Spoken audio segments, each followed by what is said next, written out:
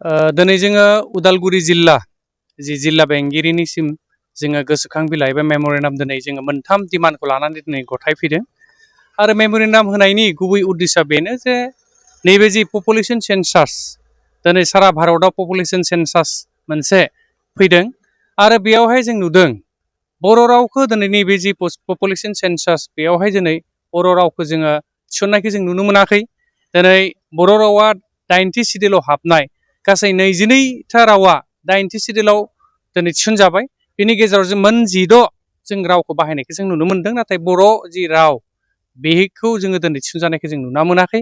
दा बेखायनो जोङो नैबे जि पपुलेसन सेन्सासाव बर' रावखौबो थिसननांगौ होननानै जों दाबि दैखांदों आरो नैथि दाबि हिसाबै जों बेवहाय लाखिदों जे जोंनि बिमा राव एबा बर' रावखौ जेब्लासिम समहालागै नैबे जि पपुलेसन सेन्सासाव थिसनागौ मानि बै खामानिखौ जाहाथे स्टप लाखियो।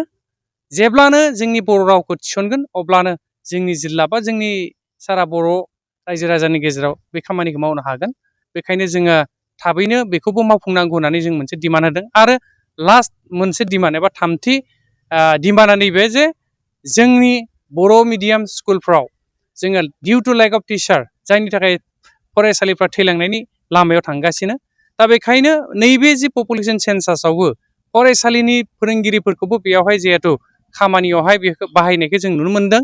दा जोङो मोनसे दाबि दैखांदों जे बर' मिडियाम एलपि स्कुल जेराव सिंगल टिचार बेनि फोरोंगिरिफोरखौ जाहाथे नैबे खामानियाव बा पपुलेसन सेन्सासाव जाहाथे खामानियाव जाहाथे लाबोआलासिनो बिथांमोनखौ फोरोंनाय खामानियाव जाहाथे लाखियो आरो नैबे खामानिनिफ्राय गोजानाव लाखियो। बिनि थाखाय जोङो मोनसे डिमान्ड होदों। गासै मोनथाम डिमान्डखौ होनानै दिनै जोङो जिल्ला बेंगिरिनो जोङो गोसोखां बिलाइखौ दिनै गथायदों।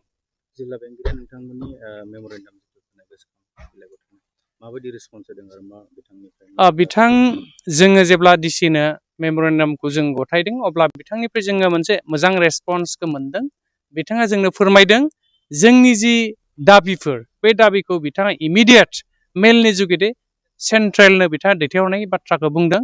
मानोना बियो जिल्लानि मेटार नङा, बियो सेन्ट्रेलनिसो आरो सेन्ट्रेल गभर्नमेन्टआसो बेखौ जिहेतु नायसंगोन होननानै बिथाङा बुंदों। बेखायनो जोंनि जि दाबिफोर बा गोसोखां बिलाइ जि दिनै जों गथायबाय बेखौ बिथाङा इमेलनि गेजेरजों थाबैनो दैथायहरनाय बाथ्राखौ जोंनो मोनसे एसुरेन्स होदों बिथाङा।